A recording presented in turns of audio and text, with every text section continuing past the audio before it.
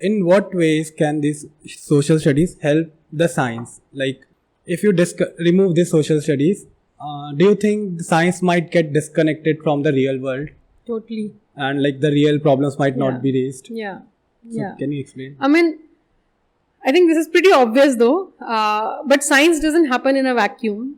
And when it tries to, we've seen the destruction that it causes, right? It's very, very important for scientists to be aware of both the context, the history, and the implications of their research.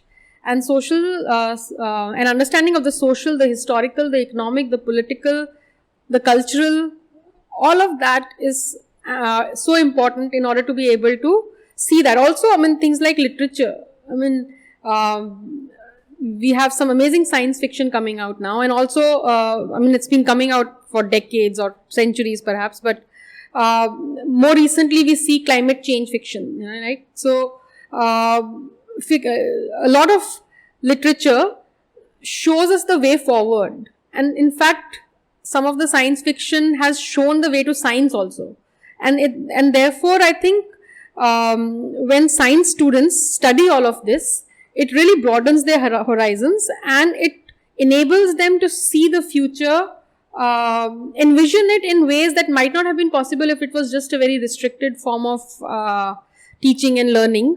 This is what it is, and this is what you need to learn, and this is what you need to produce. Then, all of us will be copycats of each other.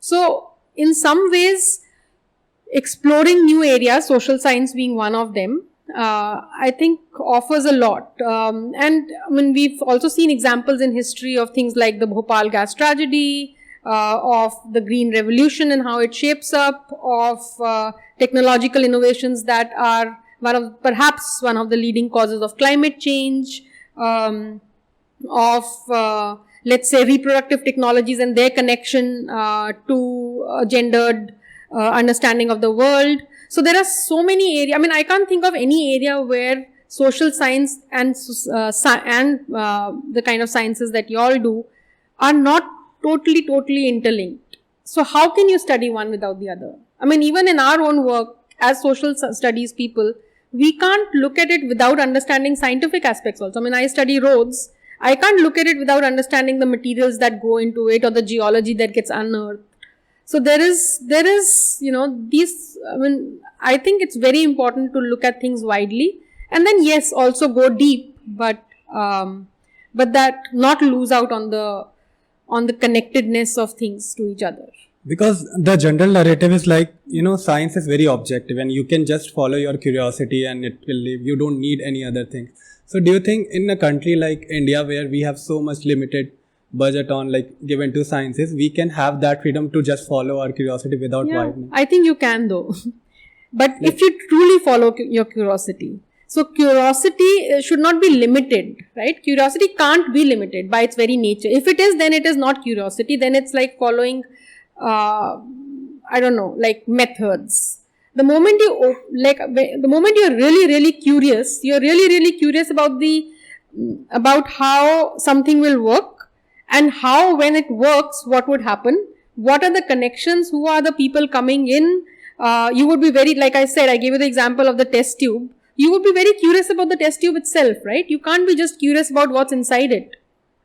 So, I think, you should follow your heart, you should be curious.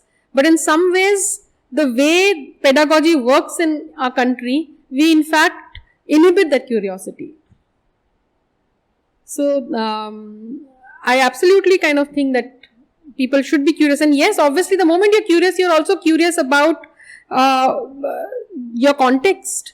Then yes, okay, we have so much money, we have, these are the issues in front of us. Where do we need to put in our efforts? So curiosity doesn't stop you from doing that. In fact, it enables and widens.